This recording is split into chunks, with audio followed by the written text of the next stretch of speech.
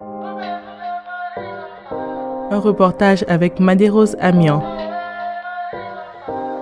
Aujourd'hui, nous partons à la rencontre de 6 artistes francophones au Salon d'art en plein air de Toronto. Pour la 2e année consécutive, Diana Ouvrade, la directrice du Centre d'art médiatique francophone, Le Labo, propose de la suivre parmi les exposants à travers une flânerie. Je m'appelle Jérôme Guillaume, je suis un artiste multidisciplinaire qui habite à Montréal. Je suis né en Belgique et j'habite maintenant à Montréal depuis très longtemps.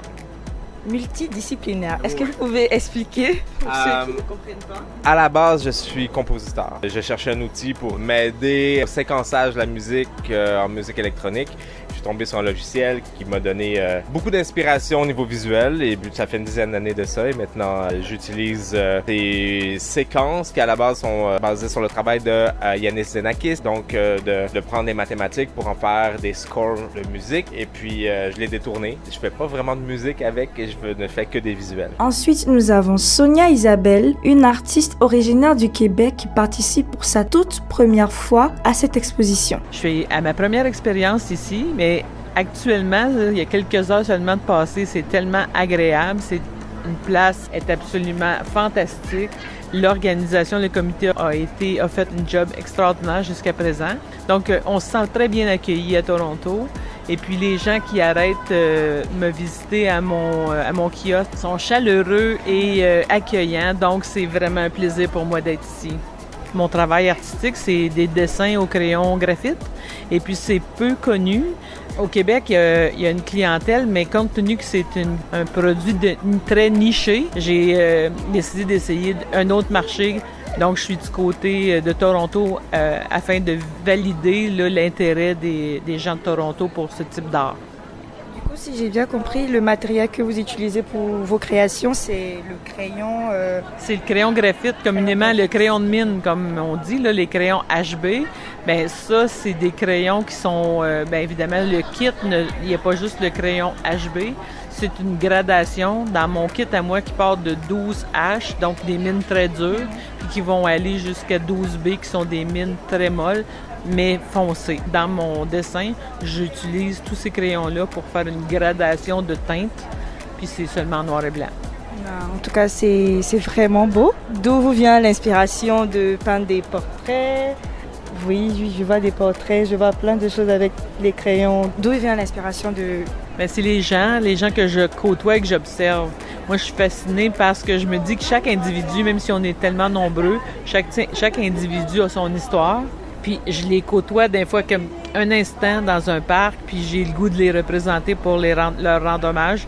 Donc, c'est vraiment des scènes que je prends en photo moi-même parce que mes œuvres prennent... c'est très long, ma technique, donc ça peut prendre 150 heures faire un dessin. Donc, moi, je prends les photos, je travaille en atelier, je vais capter une partie de la scène que j'ai pris en photo, puis j'exécute le travail. Je m'installe à ma table à dessin, puis je vais travailler pendant 150 heures pour réaliser mon travail. OK. Et comment voyez-vous l'art avec les crayons dans plusieurs années? Le crayon graphite, bien, c'est vieux. Le graphite, c'est une pierre. Donc, c'est extrait de mine, puis ça existe depuis, j'ai aucune idée, des millénaires peut-être que c'est utilisé. Mais je pense qu'il n'y a pas de fin, c'est un classique, c'est un médium classique. Comme je disais, c'est niché, on aime ou on n'aime pas. Le noir et blanc, il y en a qui adorent, il y en a qui aiment mieux les couleurs dans leur pour acquérir des pièces d'art. Donc, je pense qu'il y a pas de fin à ça. Mais moi, en tout cas, j'ai pas l'intention de laisser ma pratique. Je dis tout le temps que je vais m'éteindre avec un crayon dans la main. Donc, c'est pas pour demain. Oui, je suis Alexandra de la revue S, Art et Opinion. On est une revue d'art contemporain basée à Montréal et on est ici à la TOF pour le week-end, donc jusqu'à dimanche. Je vois que vous publiez plutôt des magazines au lieu, disons, des tableaux. Qu'est-ce qui vous a motivé à faire ça? Ouais, donc on pense que c'est très important d'offrir une plateforme aux artistes et aux écrivains. Donc on travaille beaucoup avec des auteurs qui vont nous soumettre des articles sur des artistes contemporains qui travaillent au Québec, au Canada, mais aussi à l'international. Donc on offre une plateforme pour des articles plus recherchés. Donc on a des articles qui sont plus dans la recherche, qui sont plus longs, et on a aussi des portfolios. Donc c'est des contenus qui sont plus courts avec beaucoup d'images, donc pour vraiment montrer les pratiques artistiques émergentes et établies au pays. Qu'est-ce qu'on peut trouver dans vos différents magazines? Oui, donc chaque revue est dédiée à un thème particulier. Donc, par exemple, notre petit dernier, c'est la revue Tourisme.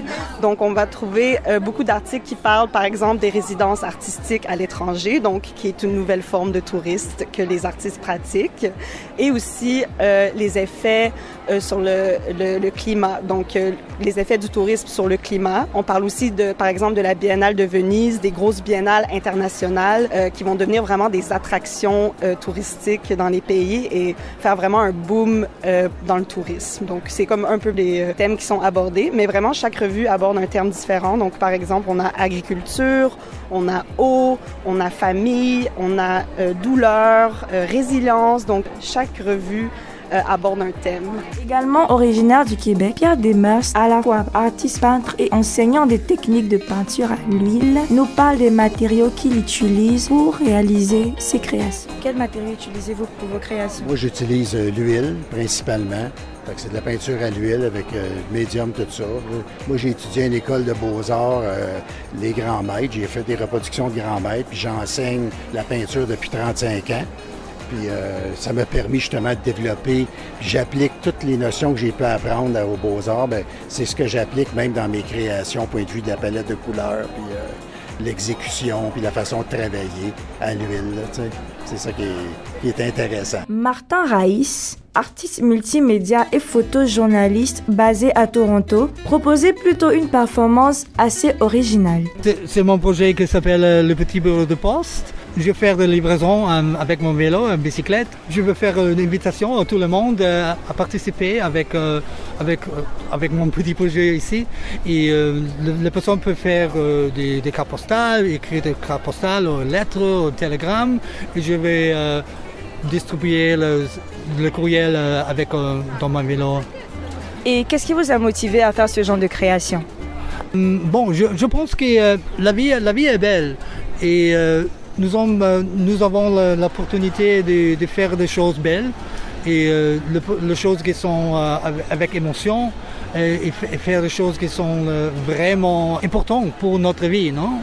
Et je pense que l'humanité, c'est plus que la vie digitale, que l'humanité est plus forte et plus belle quand nous pouvons faire l'interaction personnelle et nous pouvons dire les choses que nous sommes dans notre vie directement avec un carte postale et une lettre et avec un porteur spécial. C'est moi. Nous terminons avec un membre du labo qui nous donne son avis par rapport à cette exposition. Oui, bonjour, je m'appelle Mathilde, je travaille au labo qui est un centre d'art médiatique francophone à Toronto et je suis en charge de la programmation. Je travaille avec Diana Ouvrard qui est la directrice générale et artistique du labo. Est-ce qu'il y a un artiste qui vous a captivé durant toute cette visite? J'ai beaucoup aimé cette flânerie en général, mais j'ai aussi beaucoup aimé l'arrêt à la tente de Tania Love, qui est une artiste qui a récemment exposé au labo dans une exposition qui s'appelait Mémoire. C'était une des 3 artistes. Et elle fait des foulards avec des encres naturelles. Et je pense que je vais même peut-être en acheter un pour ma mère parce que c'était son anniversaire il n'y a pas longtemps. C'était un reportage de Madé-Rose Amion pour la radio communautaire Choc FM 105.1.